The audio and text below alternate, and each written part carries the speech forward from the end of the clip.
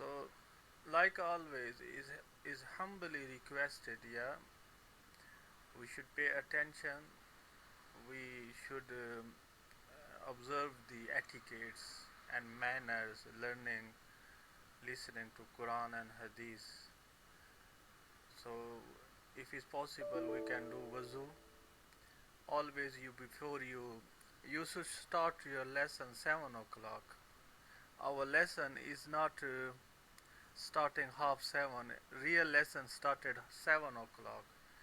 So, what's real lesson? Preparation half an hour. Do wuzu, 2 rakat salatul hajat.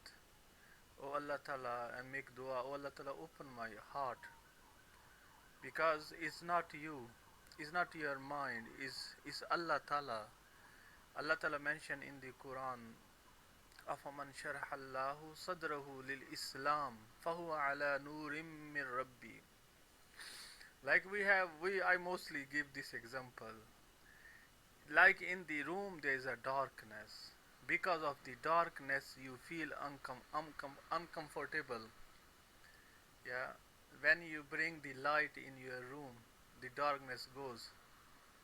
In the same way, in the heart, in the soul, there is a darkness as well. And then this is where Allah Ta'ala mentioned, أَفَمَنْ شَرْحَ اللَّهُ صَدْرَهُ لِلْإِسْلَامِ.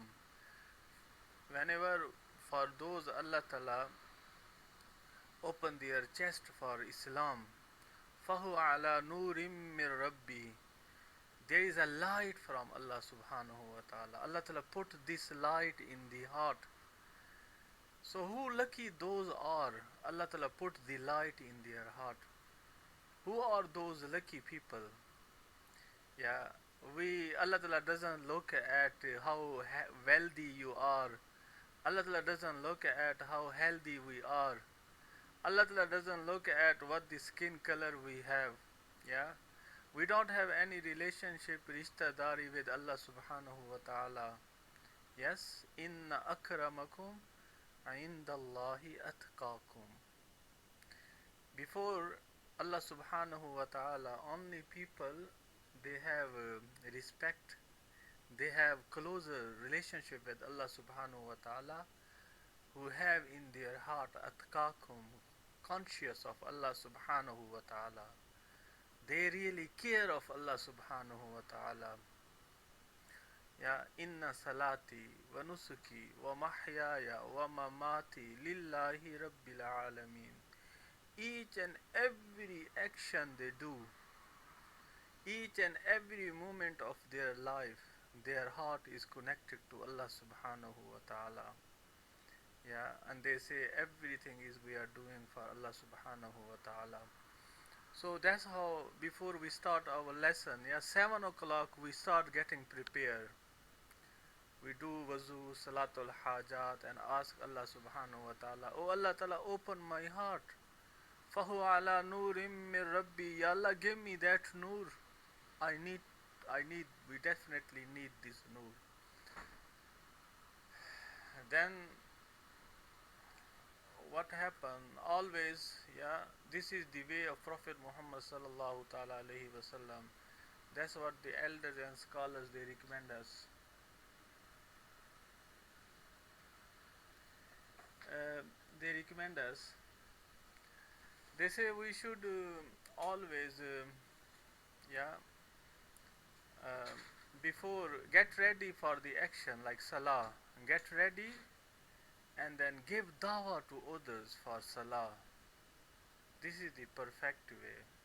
Like for example, if you see muazzin, yeah, the person who call for salah in the masjid, and he say hayya al salah, hayya al falah.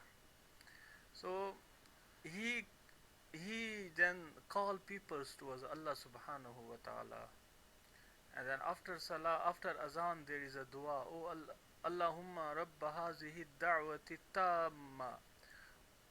Allahumma, oh Allah Ta'ala, oh the Rabb, hazihi da'wati tamma, this perfect dawah, the Rabb of this perfect dawah.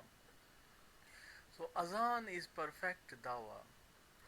So when people they give call, when the muezzin called people towards Allah subhanahu wa ta'ala, hayya ala salah, yeah, they call towards the salah. So subhanallah, Allah ta'ala first, this is the person Allah ta'ala gave him blessings, tawfiq, opportunity to pray salah.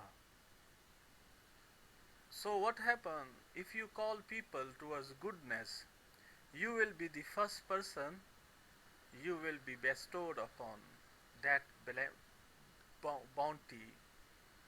If you want to have good health, yeah, and you understand something, yeah, call people towards that, and you will be blessed for that first. This is how the elders and scholars they say, whatever the action and amal you are doing. So what I recommend all of you, yeah, we are here. So everyone try to bring next time one person and try to help them to join, inshallah. You will see we recently upgrade our software. You will see we have to upgrade more than, inshallah. We have capacity of 50 brothers, 50 sisters they can join now. But sadly, we have more than 10 brothers here and sisters is reducing now. It's because we stop propagating it. We stop dawah, Islamic stuff, and this stuff is work with dawah. So one person, he passed away. He was a bread maker. So he used to make bread, and his son, he used to pack the bread, and his other son, he used to deliver to the people houses. When dad passed away, they came back to the factory bread shop, and the person who delivered to the house breads, he saying, I got so many orders now because of the 3 days we've been off. I got so many orders. He says to the brother who do packing, and the packing person, they say, where should I get the bread from? He say, the person say, the delivery brother say, I don't care. You are the one who used to give me the bread, packed bread.